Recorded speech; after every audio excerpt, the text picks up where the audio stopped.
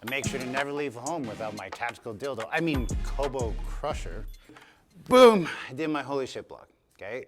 Why is Eric doing this to me if roles reverse? Is because he's smaller and he feels so threatened by my big size.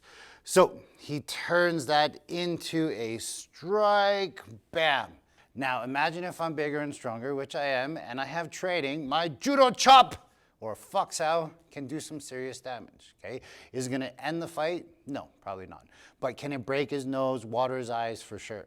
Just imagine what happens if you use the Kobo Krusher. You have to know if it's legal to carry in your own state or country or law or province or whatever, right?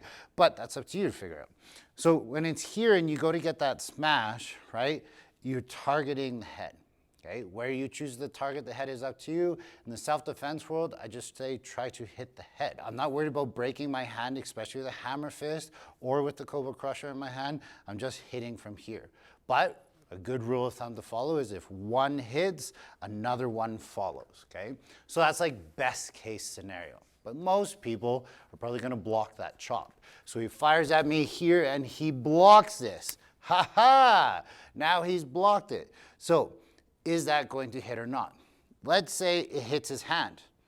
That's gonna hurt his hand, right? This is gonna break his hand? Probably. This thing's made of like solid brass, yes?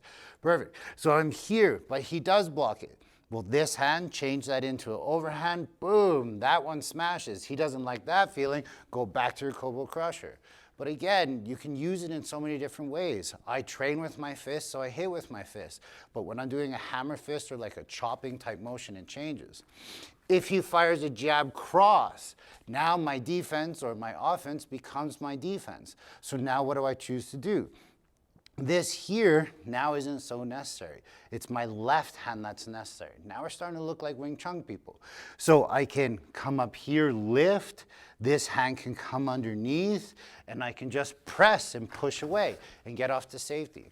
The concept of the holy shit block is like, man, this guy's approaching me, I'm reaching for my Kobo, he throws, and I just come out with my training right away, right? What happens after this is why you guys need to train. So just to remember, the motions are the same. He doesn't block anything, I hit, there's no longer a threat, get off to safety. It'll help you look better when you go to court anyways. He fires at me, he blocks it this time, he goes to get his block, I throw my overhand punch, I keep on going. He throws a jab cross, boom, I train, I go under, I push and I move. There's no damage on him on that one, but I'm not taking any damage. There's a lot more options though. On that cross punch, when he comes here, the idea is the left hand comes up. If you're a wrestler, you shoot up, make sure to lift this hand up so he can't drop it down, shoot down for that double. What's nice about this is now you take the back end or the top end of that Kobo Krusher, reach in and dig right in. It feels really good, hey Eric, right? So notice what his back did. It reached back right away, making that takedown even better. He fires that jab cross, I control, boom, and now I hit. So you see what I did there? It's like a ridge hand strike. Ridge hand strikes are very weak, right? I'm here, boom, I go to hit. That's gonna break your hand unless you have training. Well, with a Kobo Krusher, you don't have to worry about that stuff. That's why it's sweet. So here, boom, control this, hook onto this, pull, smash, go to get the hit. But he's not stupid. He's probably gonna put his hand up and block that. So here, he blocks that. Perfect, there's your hit, right? He used to have long hair. I loved it so much for filming, but he does look better now, doesn't he, guys? So you grab the hair, rip it down, smash, smash. Like there's so many things that you guys can do with a simple tool. But this is why they call it an equalizer. It's taking the game, right? I'm 6'4", 260. You're 5'9", 150. Yeah, that's a 90-pound difference, right? And a massive size difference.